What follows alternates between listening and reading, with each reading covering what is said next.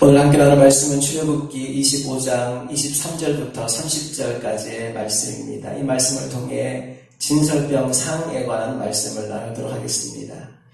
지난주 오후 예배 시간에 강금자 성도님이 이런 말씀을 주셨어요. 본인은 목사님이 설교하실 때 그 말씀을 사람의 말이 아니라 하나님의 말씀으로 받고 있다라고 말씀하셨습니다. 그 나눔의 말씀을 듣는데 한편으로 기분이 좋기도 하지만 또 한편으로 강한 책임감이 생기더라고요. 내가 하나님의 말씀을 잘 전하는 통로가 되어야 되겠구나. 정말 하나님의 말씀을 제대로 전달하는 사람이 되어야 되겠구나라는 생각을 한 번 더 하게 되었습니다. 강금자 성도님이 이 말씀을 알고 하신 건지 모르고 하신 건지 잘 모르겠지만 제가 보기에 아마 몰랐을 것 같아요.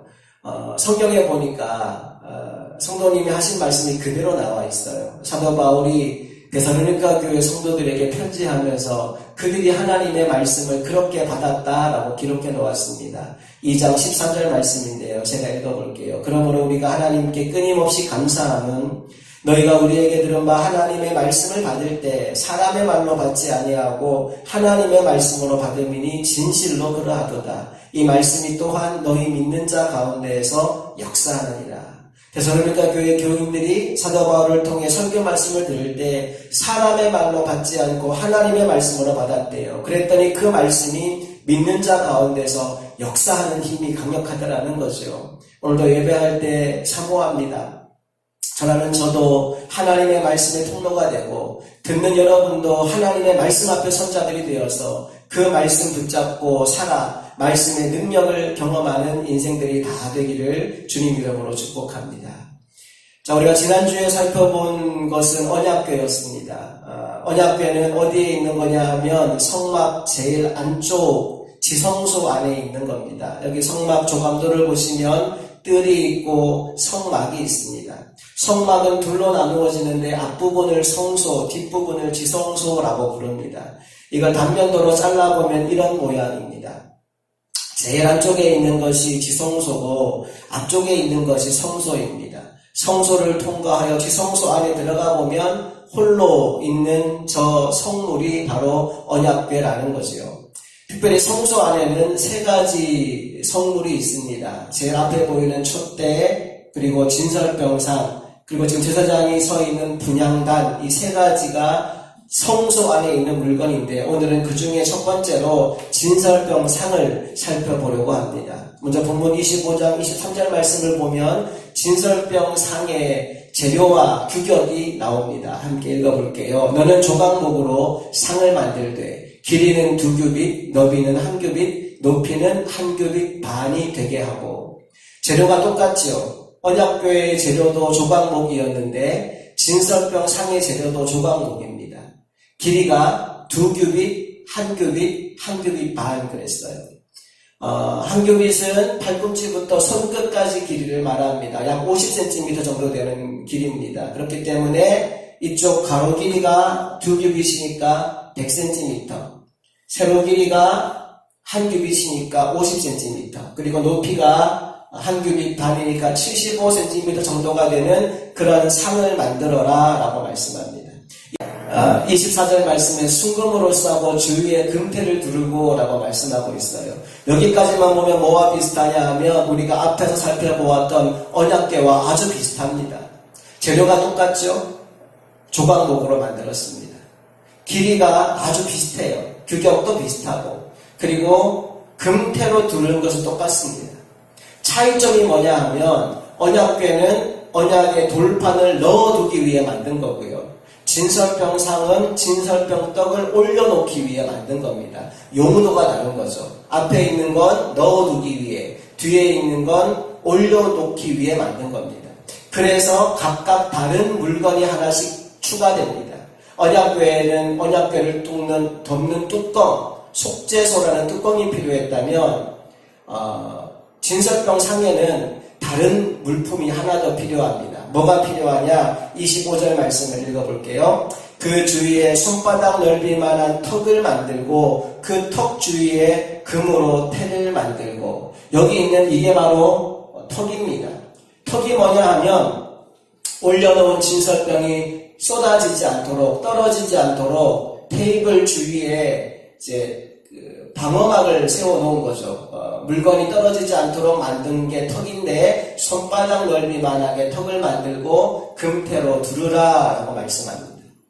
자, 그리고 계속해서 26절 말씀을 보니까 금고리 4개를 만들라는 말씀이 나옵니다. 네 발이라고 나오는데 바로 이 밥상의 다리가 네 발입니다. 네 발 위에 네 모퉁이에 금고리 넷을 만들어라 라고 말하죠. 앞에 나왔던 언약궤와 마찬가지로 이 진설병 상도 붙박이용으로 만든 것이 아니라 이동용으로 만든 것이기 때문에 어깨에 메고 갈 채가 필요했습니다. 고리를 만들고 거기에 무엇을 끼우느냐? 채를 끼웁니다. 채를 끼우는 이유는 그것을 어깨에 메고 가기 위함입니다. 역시 재료는 똑같아요. 조각목으로 만들고 금으로 싸서 이것을 메고 갈 수 있도록 만들었습니다. 여기까지가 진설병상의 설계도입니다. 자, 그런데 진설병상에는 추가 부품이 몇 가지가 있어요. 29절에 보니까 대접과 숟가락과 병과 붓는 잔을 순금으로 만들라는 말씀이 나옵니다. 대접은 왜 만드는 것이냐 하면 떡을 올려놓아야 되는데 바닥에 그냥 둘 수 없잖아요. 그래서 접시 대용으로 대접이 필요한 거고요. 숟가락은 나중에 진설병상을 먹을 때 쓸 거고, 병과 붓는 잔에는 향유를 담도록 만들어 놓았습니다. 여기까지가 이제 이 모든 기물에 대한 설명인데, 사실은 이것을 왜 만들었느냐? 30절 이것을 위해 만들었습니다. 함께 읽어볼게요. 상위에 진설병을 두어 항상 내 앞에 있게 할지니라. 떡상을 만든 이유는 떡을 올려놓기 위함이죠. 그래서 다 만들었다면 진설병상을 그 위에 두라고 말씀합니다. 특별히 여기에서 세 단어가 굉장히 중요합니다. 진설병, 항상, 내 앞에, 이 세 단어의 동그라미를 한번 쳐보시겠어요? 오늘 말씀은 이 세 단어를 중심으로 여러분과 나누기를 원합니다. 먼저 진설병이라는 말이 무슨 말이냐? 한문을 통해서 풀어보면 차릴진, 베풀설, 떡병입니다. 쉽게 풀어 말하자면 누군가에게 보여줄 목적으로 잘 차려서 전시해 놓은 떡, 디스플레이 해 놓은 떡이 바로 진설병이라는 겁니다. 여러분이 식당에 가면 진열장 안에서 이런 것들을 본 적이 있을 겁니다. 아주 먹음직스러운 음식의 모형을 거의 실물과 비슷하게 만들어서 진열장 안에 넣어둔 거지요. 여러분, 이 음식은 먹으라고 올려놓은 게 아닌 거 다 아실 겁니다. 그거 보고 먹고 싶은 음식을 고르라고 디스플레이용으로 만들어 놓은 것이 바로 진열장 안에 있는 음식들입니다. 진설병 상도 마찬가지입니다. 진설병 상의 주된 목적은 디스플레이 하는 거예요. 전시해 주는 겁니다. 보여주는 거예요. 물론 차이가 있다면 아까 진열장 안에 있는 음식은 못 먹어요. 하지만 진설병 떡은 먹을 수 있도록 만들어 놓은 겁니다. 자, 근데 이걸 누군가에게 보여주려고 만든 건데 퀴즈 해볼게요. 과연 이 진설병상은 누구에게 보여주려고 차려놓은 걸까요? 1번 하나님, 2번 이스라엘 백성들. 둘 중 하나를 한번 찍어보세요.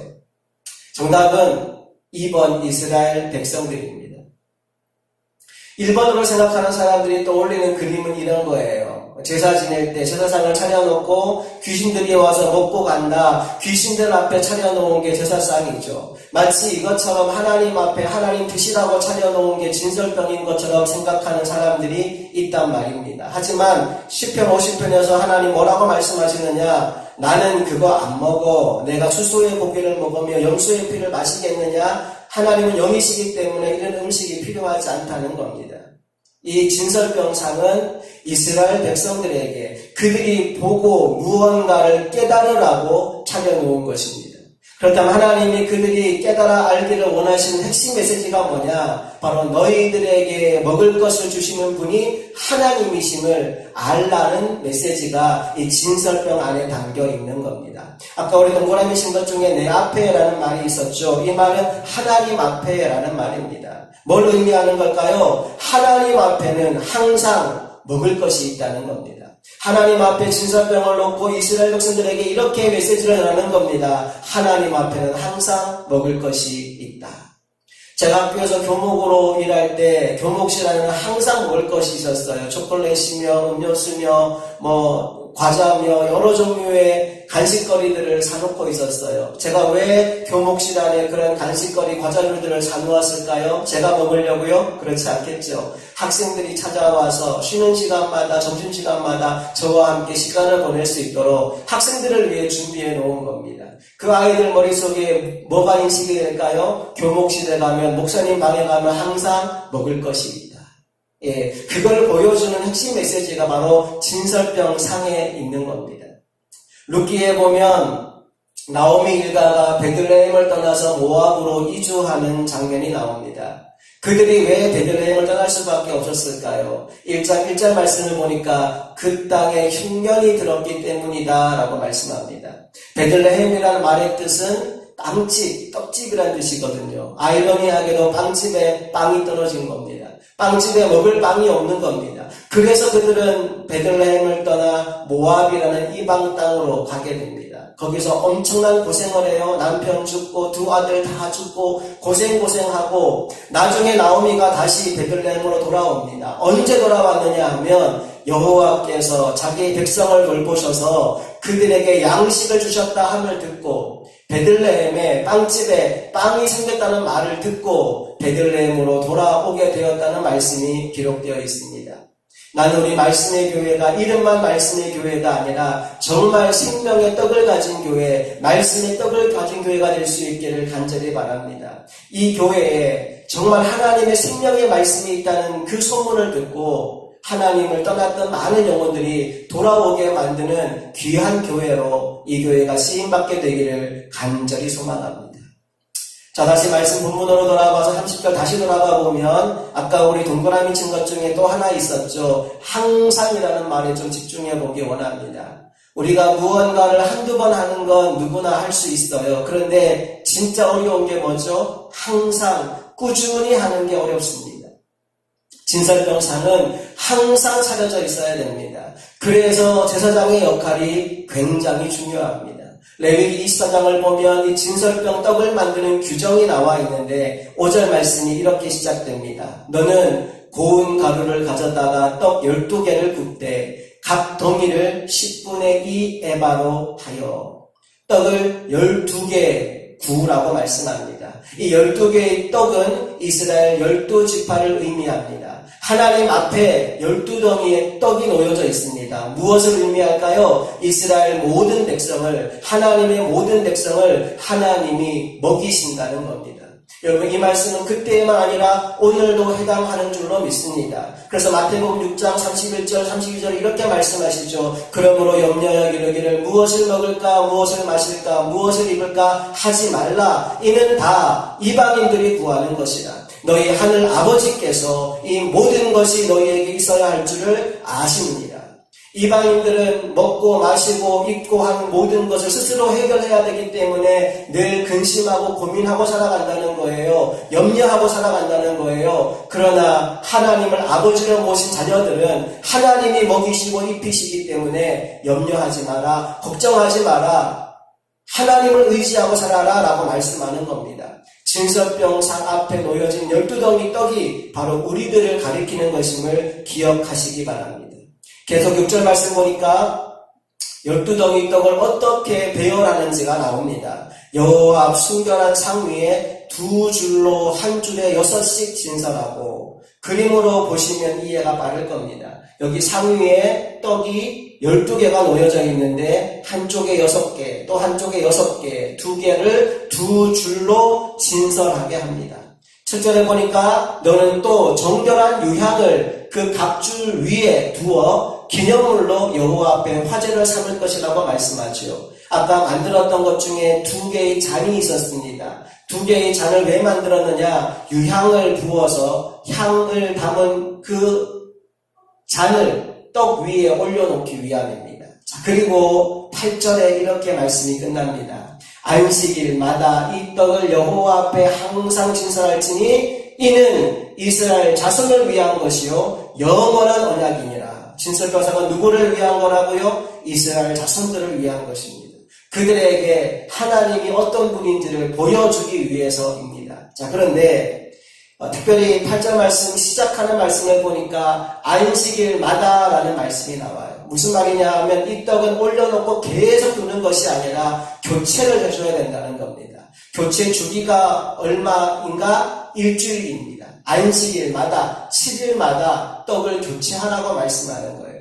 떡을 올려놓고 일주일 정도 시간이 지나고 나면 먼지가 쌓이겠죠. 변질될 수도 있습니다. 그렇기 때문에 매 안식일마다 새로운 떡으로 교체하라는 겁니다.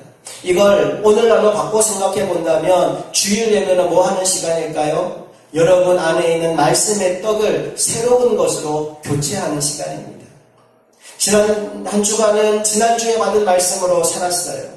이제 또 한 주간을 살아갈 말씀의 떡이 필요합니다. 신선하고 새로운 떡이 필요해요.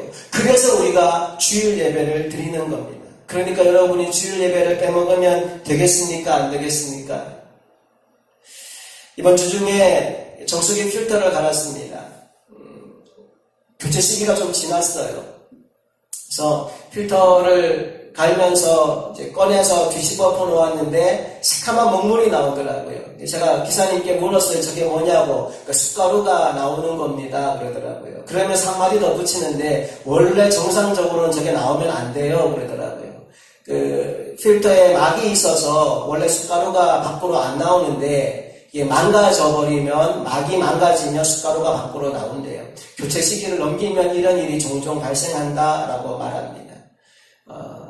큰일 날 뻔했죠. 더 오래 뒀다가는 정말 시커먼 물을 마실 뻔도 했다는 겁니다. 안 보이니까 그냥 그 물을 계속 마셨었는데 필터를 주기적으로 갈아주는 게 굉장히 중요하더라고요. 자동차도 마찬가지죠. 엔진 오일을 주기적으로 갈아줘야 됩니다. 계속 안 갈아주고 타면 차가 언제 엔진이 눌러붙을지 모릅니다. 주기적으로 갈아주는 게 반드시 필요한 물건들이 있단 말입니다. 진설병 상도 상에 있는 떡도 갈아주어야 돼요. 주기적으로. 그 주기가 얼마라고요? 일주일입니다. 여러분, 난 여러분이 주일 예배를 소홀히 여기지 않기를 바랍니다. 그냥 왔다 가는 걸로 끝내지 말고 얼굴 2장만 찍고 가지 말고 말씀을 받아가시기 바랍니다. 그리고 그 말씀을 붙잡고 또 한 주간을 살아가는 우리 모두가 될 수 있기를 간절히 바랍니다. 이제 한 군데 말씀만 더 보고 설교를 마무리하려고 합니다. 신명기 8장 3절 말씀 함께 읽어보겠습니다. 너를 낮추시며 너를 줄이게 하시며 또 너도 알지 못하며 내 조상들도 알지 못하던 만나를 내게 먹이신 것은 사람이 떡으로만 사는 것이 아니요 여호와 입에서 나오는 모든 말씀으로 사는 줄을 내가 알게 하려 하심이니라. 하나님은 우리 육신의 필요를 아십니다. 또한 육신의 필요를 채워주시는 분이십니다. 그런데 하나님이 우리에게 진짜로 먹여주고 싶은 음식은 육의 양식이 아닙니다. 하나님이 우리에게 먹여주고 싶은 음식, 그것은 바로 영의 양식, 생명의 말씀입니다. 육신의 양식은 예수를 안 믿어도 먹을 수 있습니다. 어쩌면 더 잘 먹을 수도 있고 더 많이 먹을 수도 있습니다. 하지만 영의 양식은 예수 안 믿으면 못 먹습니다. 교회 안 나오면 못 듣습니다. 난 여러분이 육의 양식으로만 만족하는 인생이 되지 않기를 간절히 바랍니다.